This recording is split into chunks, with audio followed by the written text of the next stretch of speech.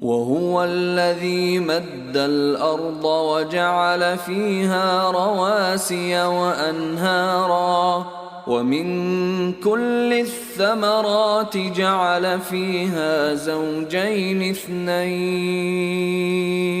يغشي الليل النهار إن في ذلك لآيات لقوم يتفكرون.